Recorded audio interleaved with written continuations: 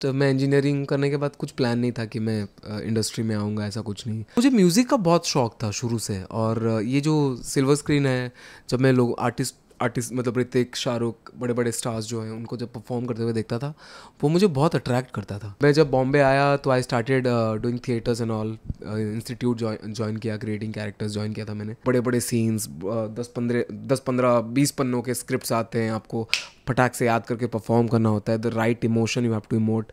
वो जो चीज़ है ना, वो मनसुंदर ने मुझे सिखाया। Hi, this is Devaditya and watching me on Bazooka. जानना चाहेंगे किस तरह से आपको मन सुंदर ऑफर हुआ। पहला शो था मेरा टीवी पे, दूल्हा बनूंगा शादी करूंगा, it's for DD national, it's a comedy show. उसके बाद मैंने बैरिस्टर किया था, बैरिस्टर बाबू कलर्स का। यस। तो किस तरह से सफ़र हुआ, आपने फिल्मी दुनिया की ओर अपना कदम बढ़ाया। टू बी वेरी ऑनेस्ट, मैं इंजीनियरिंग करने के बाद कुछ प्लान नहीं था कि मैं इंडस्ट्री में आऊँगा, ऐसा कुछ नहीं। बट मैं वो जॉब करते करते ना, मैं I used to do job वहाँ पे मेरे होम टाउन में।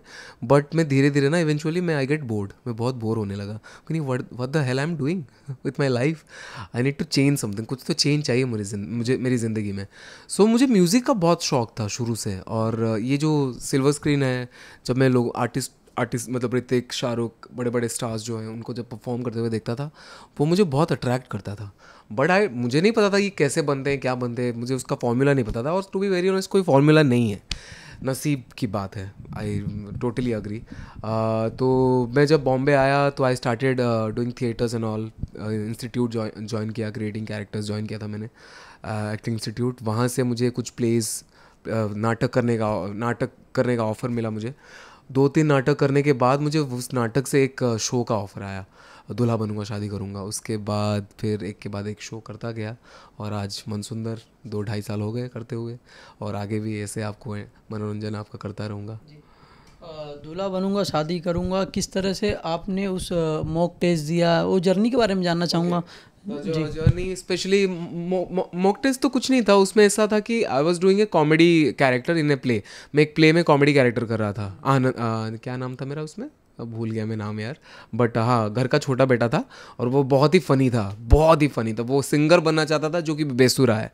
वैसे मैं अच्छा गा लेता हूँ थोड़ा बहुत, बट उसमें मैं बेसुरा था और सिंगर बनना चाहता था। और मेरे गुरुदेव कौन थे, हिमेश रेशमिया जी। तो ऑडियंस को वो बहुत पसंद आया था, और वो प्ले देखने वो एक सर आए थे, उन्होंने अपने शो के लिए मुझे अप्रोच किया था। और पहली बार जब मैंने camera facing was not easy for me, क्योंकि टेक्निकल चीज़ें होती है, तो मुझे बहुत दिक्कत हुई थी पहली बार।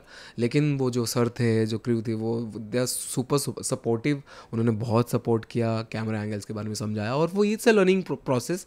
उसके बाद बैरिस्टर में भी मैंने बहुत कुछ सीखा। बैरिस्टर में भी बहुत स्ट्रगल था, लेकिन the directors, the team, they help me a lot. उसके बाद टू बी वेरी ऑनेस्ट, मैं जब आई कैन से दिस कि जब मैंने मनसुंदर करने के बाद आपके ऊपर बहुत रिस्पॉन्सिबिलिटी होती है। जब आप एज ए लीड आप शो करते हो, आपके शोल्डर पे बहुत प्रेशर रहता है। उस प्रेशर को हैंडल करना, और बड़े बड़े सीन्स, 10-15-20 पन्नों के स्क्रिप्ट्स आते हैं, आपको फटाक से याद करके परफॉर्म करना होता है, the right emotion you have to emote. वो जो चीज़ है ना, वो मनसुंदर ने मुझे सिखाया, टू लीड, टू चीज़ों प्रेशर को संभालना। तो ज़्यादा क्रेडिट मैं मनसुंदर को देना चाहूँगा। या अ, आपका जो पहला शो था दूल्हा बनूंगा शादी करूंगा, और अभी मन सुंदर, तो हैज़ा आप देवआदित्य कितना बदलाव हुआ उसके अंदर। बहुत बहुत ज़्यादा बदलाव आया मेरे में। देव जो है वो थोड़ा सा लाइट कैरेक्टर था, मतलब इन पर्सनल लाइफ में बताऊंगा, उससे वो चीज़ों को बहुत लाइटली लेता है। खाना पीना, नो डिसिप्लिन, सोना, ये सब है। This is Dev 5 years back.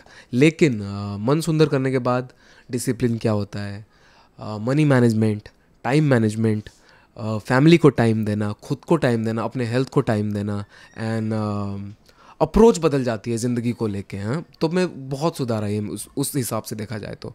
मनसुंदर ने बहुत कुछ दिया है मुझे। या हालांकि टाइम नहीं है, प्रोडक्शन वाले आ रहे हैं, तो हम इंटरव्यू आगे भी करेंगे। जी, आज महासंगम जो सीन हुआ है सर, उसके बारे में जानना चाहिए। महासंगम के सीन्स बहुत ही सुपर एक्साइटिंग सीन्स आने वाले हैं। आपको एक अलग नहार दिखने वाला है। बस इतना ग्लिम्स दे रहा हूँ मैं। एक बहुत ही अलग नहार दिखने को मिला है, जो आज तक आपने देखा है उससे बिल्कुल हटके, and you will love it. बस इतना कहूँगा मैं। साथी रूही का किडनैप हो चुका है, या कुछ कहानी थोड़ा बताना चाहोगे। कहानी ये है कि जब मेरा एक्सीडेंट हुआ था, जब मैं माइंस में काम कर रहा था, क्योंकि हम लोग, मैं और रूही अलग रह रहे हैं घर से अलग। तो मैं जब माइंस में काम कर रहा था, क्योंकि मेरे पास पैसे नहीं थे, और अनफॉर्चुनेटली वहाँ ब्लास्ट हो गया, एक्सीडेंट हो गया मेरा, तो मैं हॉस्पिटलाइज्ड था, तो पैसों की ज़रूरत थी, तो रूही मेरे लिए पैसों का बंदोबस्त कर रही थी। But something happened in between, जो रूही किडनैप हो गई, और जब मुझे होश आया रूही वहाँ नहीं है, तो मैं रूही की तलाश में निकला हूँ, और रूही एक बहुत बड़ी प्रॉब्लम में फंस चुकी है, और उस प्रॉब्लम से मुझे रूही को बचाना है। और महासंगम में ये हो रहा है कि मन अति सुंदर के प्रथम और राध्या भी आ रहे हैं टू हेल्प मी रूही को ढूंढने में और रूही को बचाने में, वो लोग मेरी मदद करते हैं। तो इट्स ऑल अबाउट दिस, मतलब ये बेसिक स्टोरी लाइन है, लेकिन इसमें जो फन एलिमेंट है आप मिस नहीं कर सकते, सो स्टे ट्यून्ड।